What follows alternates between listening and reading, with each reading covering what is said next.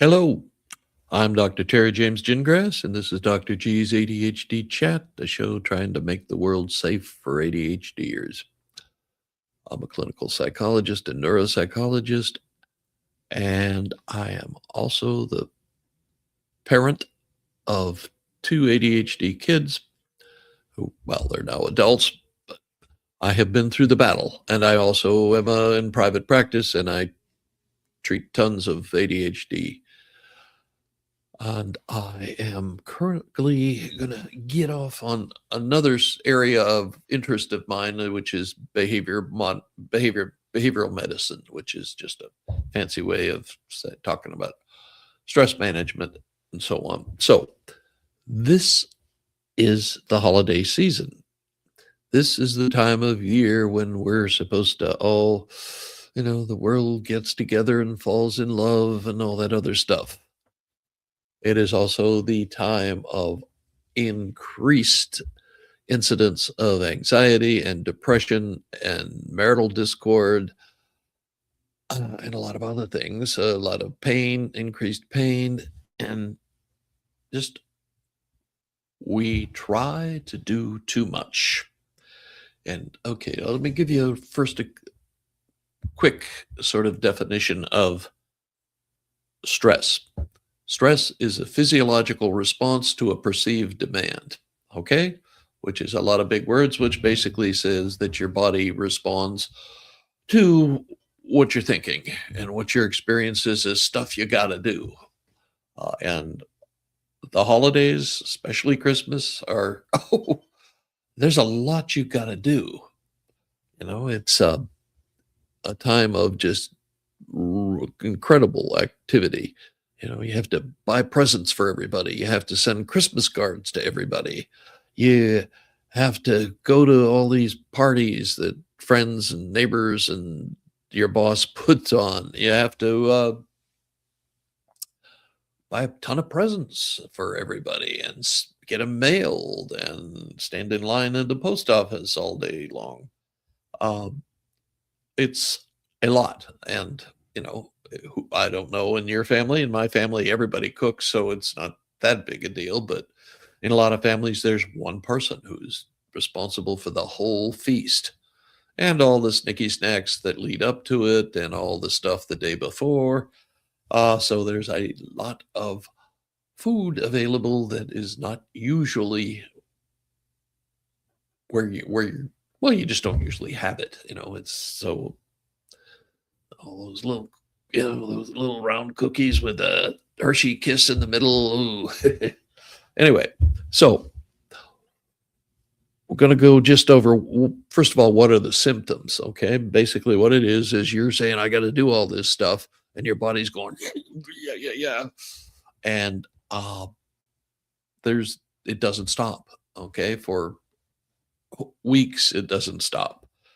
So I'm going to break things down. First thing are the physical symptoms, what your body's experiencing. Headaches are real common. Jaw clenching. Surprisingly, the little muscles here, they're called the masseters, and they are the most powerful muscles in the body, pound for pound.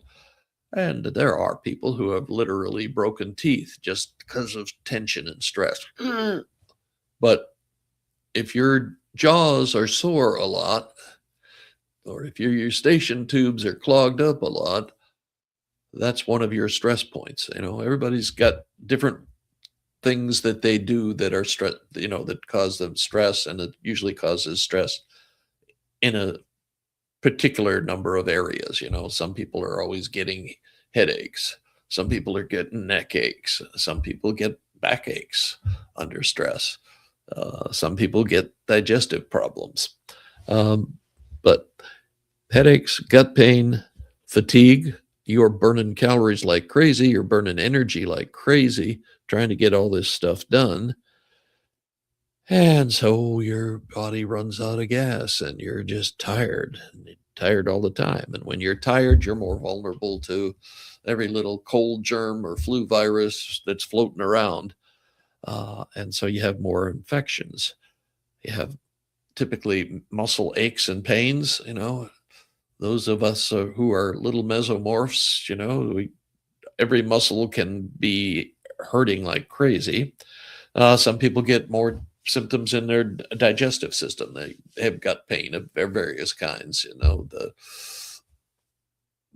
dreaded acid reflux and uh, well, some other less pleasant things, but basically it's the digestive system which are overreacting.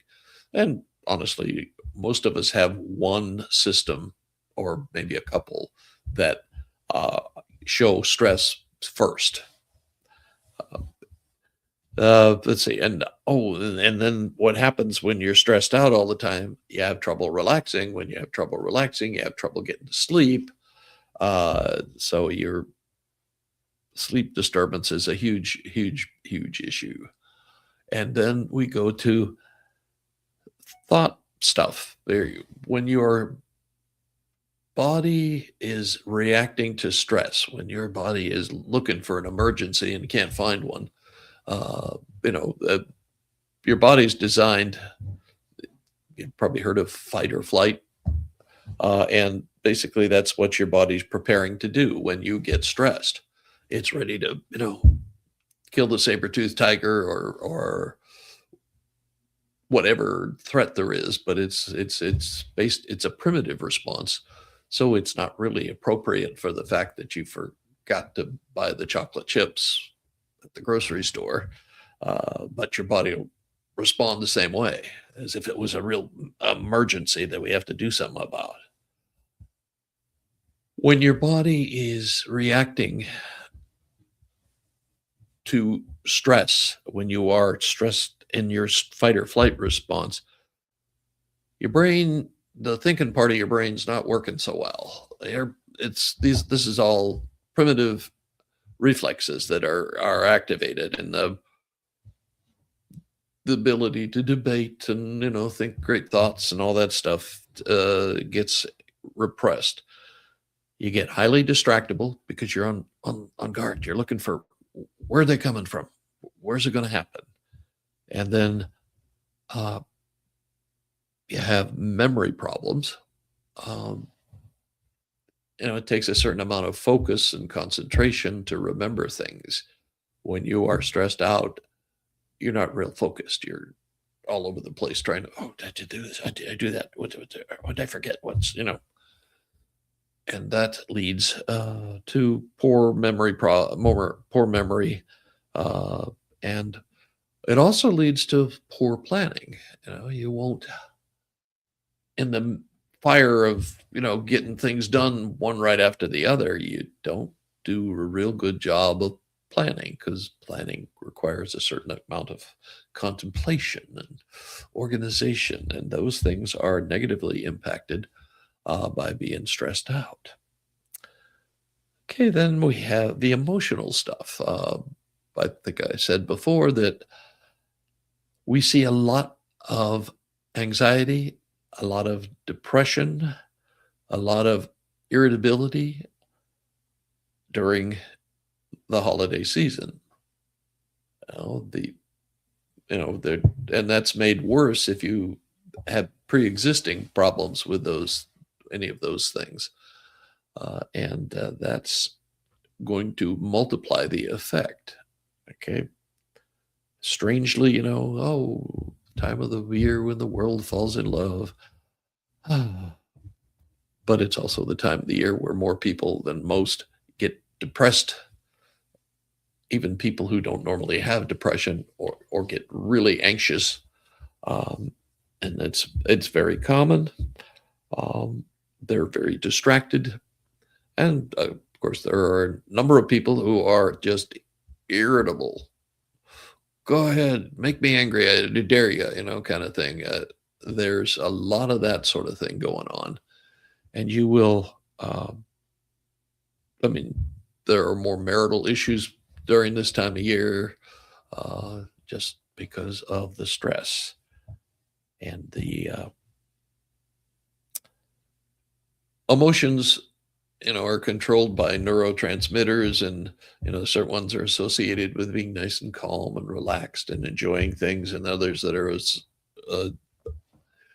known to make you just ready to react, ready to attack.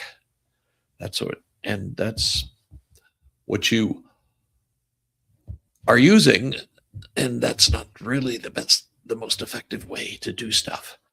Okay, so we've talked about the thought processes that are affected, the physical processes that are affected, the emotions.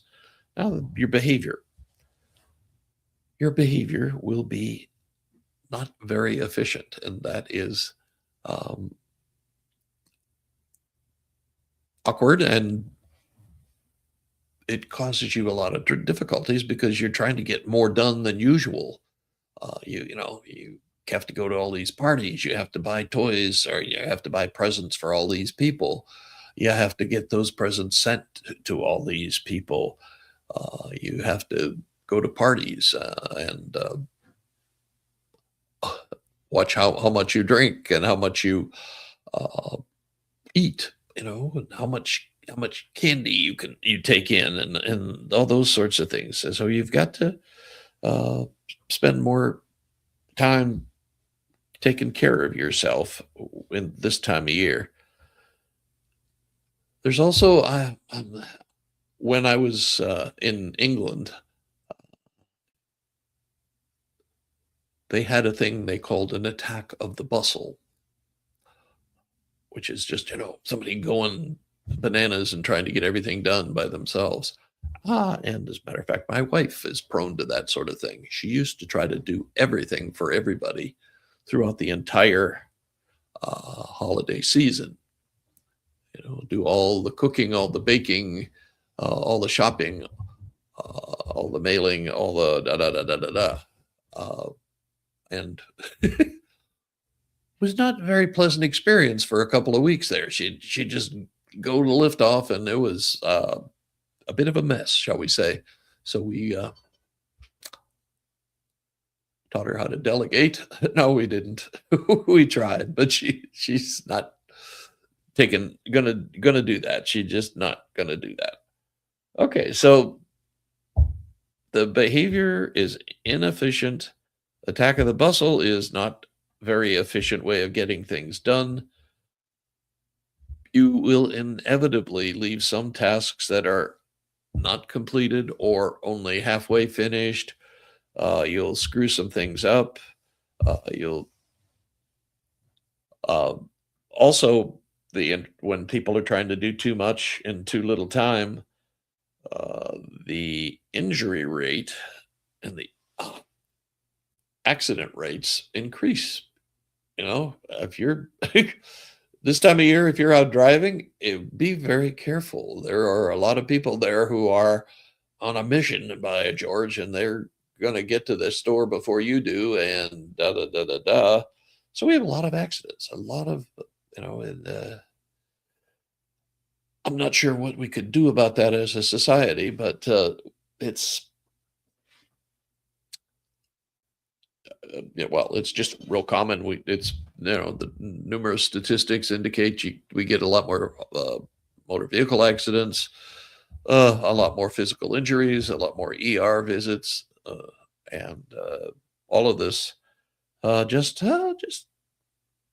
because we're getting ready for Christmas, a Christmas celebration, and it's also a time when you're supposed to be thinking great thoughts and thinking about your relationships and how lucky you are and all those sorts of things.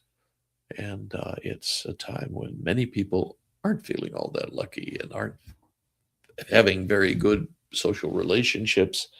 And that increases the stress and strain on them. Uh, it increases the stress and strain on all of us, actually. It's also a time of family gatherings. And family gatherings aren't always all that smooth and wonderful. They say, what is it? You get to pick your friends, but you were issued your family. So you've got, you are always going to have some relative who's a proclaimed expert on all kinds of things, and is going to bore you, or there's going to be, I mean, this time of year with the political situation the way it is, you don't want to talk politics. Don't do that. It's not gonna work out well, and it's not gonna be a way that will improve family relations, shall we say.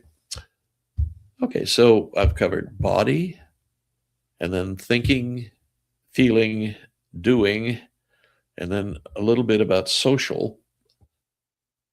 Oh, and by the way, Christmas is supposed to be a celebration of the birth of Christ, and we kind of lose that, I think.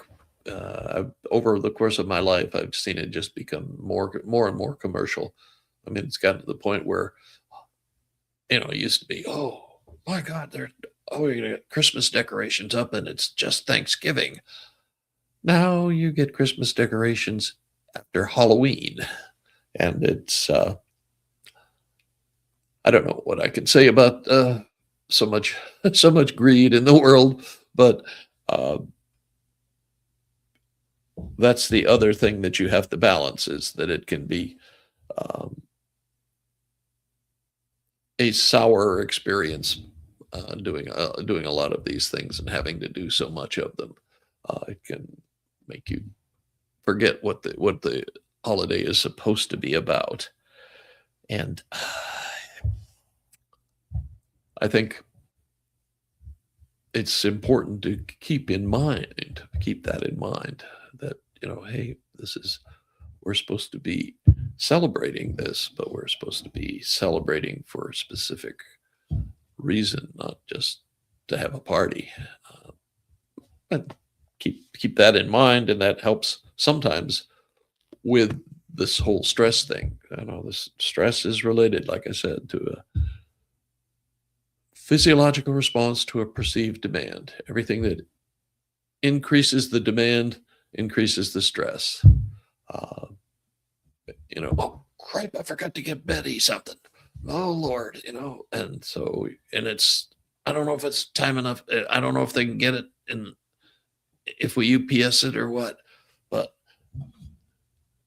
that sort of thing, all that, and you will make mistakes. When you're that stressed out, you will just make more errors than you would normally make. Okay, so the next thing we're going to talk about is the causes of holiday stress, uh, and a little bit about, well, yes.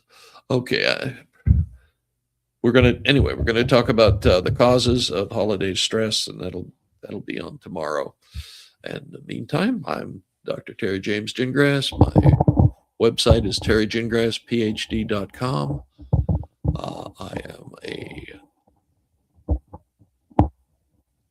high performance coach. I've been certified for about a dozen years now, and I have a couple of places where you can sign up. You can sign up for my newsletter list. You can sign up for my for a